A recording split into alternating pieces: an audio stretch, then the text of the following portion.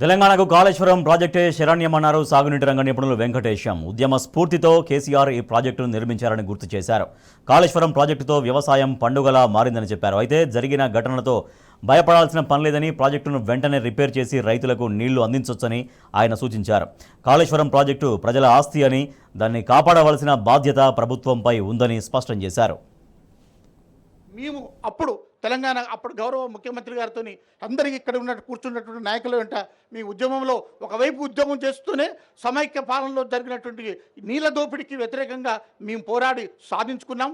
ఆ తర్వాత అదే కసితోని తెలంగాణను డెవలప్ చేయాలని చెప్పి గౌరవ ముఖ్యమంత్రి గారు మా చర్చల్లో కూర్చొని నిరంతరం డే అండ్ నైట్ వారు సుదీర్ఘ డిస్కషన్ చేసి ఏ ప్రాజెక్టులు, ఎందుకంటే మనకు తెలంగాణలో ఉన్నటువంటి నీటిని ముందుగా సద్వినియోగం చేసుకోవాలి. ఏది ఇచ్చినటువంటి కనీసం న్యాయమైన వాటా ఏదైతే ఉందో గోదావరి 950 అండ్ కృష్ణాలో 300 వాటర్ మొత్తం 1250 వినియోగించుకోవాలనే యొక్క దానితో దృక్పథంతో డే అండ్ నైట్ చేసి ఈ ప్రాజెక్టు రూపకల్పన చేసినారు.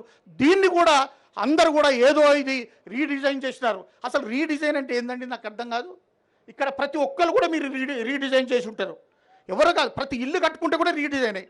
మనం ఇలా ఒక ఇల్లు కట్టుకునేటప్పుడు మనకి ఈ వాస్తు ప్రకారం ఇది మంచిగా లేదు, లేకుంటే ఈ రూమ్ మంచిగా లేదు, ఈ గోడ ఇక్కడ కట్టాలి, లేకుంటే రేకుల బదులు మనం స్లాబ్ వేసుకోవాలి, ఇవన్నీ కూడా మనం చేసుకుంటాం కదా. అదే ఇల్లు, ఇది మొత్తం ప్రజలకు మొత్తం ఉపయోగపడేది, ఇది రైతులకు మొత్తం ఉపయోగపడేది. దీనికి క్షుణ్ణంగా చేయటమే రీడిజైన్. ఇది ఒక్కటే తెలంగాణకు శరణ్యం. తెలంగాణకు ఇది తప్ప ఇంకా వేరే ఎక్కడా లేదు. నీళ్లు దొరకవు మనకి. 900 టీఎంసీని యూజ్ చేసుకోవాలంటే ఈ ఒక్క మేడిగడ్డ ద్వారా నుంచే మనం లిఫ్ట్ చేయాలి. ఎందుకంటే మొత్తం గోదావరిలో ఉన్నటువంటి ఈ 12 సబ్ బేసిన్లలో మొత్తం పైన ఉన్నటువంటి 4 బేసిన్లు ఎగ్జాస్ట్ అయినాయి. ఓన్లీ లోయర్ గోదావరిలో ఉన్నటువంటి వెన్గంగ, వార్ధ, ఈ ప్రాణహిత ఇక్కడనే మనకు నీళ్లు ఉంటాయి. మనం కాదు చెప్పింది, సెంట్రల్ వాటర్ కమిషనరే మీ కాళేశ్వరంలో సంవత్సరానికి 1630 టీఎంసీలు నీళ్లు ఉంటాయి, మీరు ఉపయోగించుకోవచ్చు అంటేనే పోయిన సంవత్సరం గవర్నమెంట్ మొత్తం పెద్ద ఎత్తున చేసి చేసినారు. ఒకటి మాత్రం వాస్తవం, ఎందుకంటే ఎక్కడ కూడా ఈ దేశంలో కాదు ప్రపంచంలో లేని విధంగా నభూతో నభవిష్యత్తుగా అటువంటి ప్రాజెక్టు కాళేశ్వరం ప్రాజెక్టు. ఎందుకంటే ఎక్కడైనా సరే ఇసుక మీద పునాదులు కేవలం మీరు ఏది మన ప్రకాశం బ్యారేజ్ కానీ, తర్వాత ధవళేశ్వరం బ్యారేజ్ కానీ అక్కడ కేవలం 10 ఫీట్ల కంటే ఎక్కువ ఉండవు గేట్లు. కానీ ఇక్కడ మనకేందంటే మనం ఎక్కువ నీళ్లు ఉపయోగించుకోవాలి. మనకు ఎందుకు సాధ్యం కాదు, మన ఇంజనీర్లు ఎందుకు చేయరు అనే ఉద్దేశంతో, ఒక ఉద్దేశంతో ఇక్కడ పెద్ద పెద్ద చెప్పి స్టోరేజ్ కోసం అని చెప్పి మనం కట్టినాం. కొన్ని ఇన్సిడెంట్లు జరుగుతాయి. ఇప్పుడు ఇంతకుముందు అన్న చెప్పినాడు, కడెం ప్రాజెక్ట్ కొట్టుకపోయింది. కొట్టకపోతే 9 గేట్లు మళ్ళీ కొత్తగా కట్టిండ్రు. మనకు ప్రభుత్వమే కదా కట్టింది, కట్టుకోవచ్చు కదా.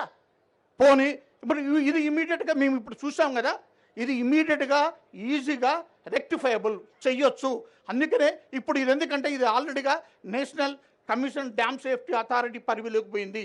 ఇంకొకటి గవర్నమెంటే ఇప్పుడు నేషనల్ డ్యామ్ సేఫ్టీ యాక్ట్ కూడా వచ్చింది. ఇలాంటి డ్యాములన్నీ కూడా వాళ్ళు కంప్లీట్గా నిఘా, పర్యవేక్షణ, నిర్వహణ వాళ్ళ బాధ్యత ఉంటుంది. కాబట్టి వాళ్ళే చేయాలి ఇవన్నీ కూడా. అందుకనే ఇప్పుడు ఇమ్మీడియట్గా డిలే చేయకుండా ఇంత కరెక్ట్గా ఇప్పటికే 4 నెలలు గడిచిపోయినది, మన కాలపరిమితి 3 నెలలే ఉంది.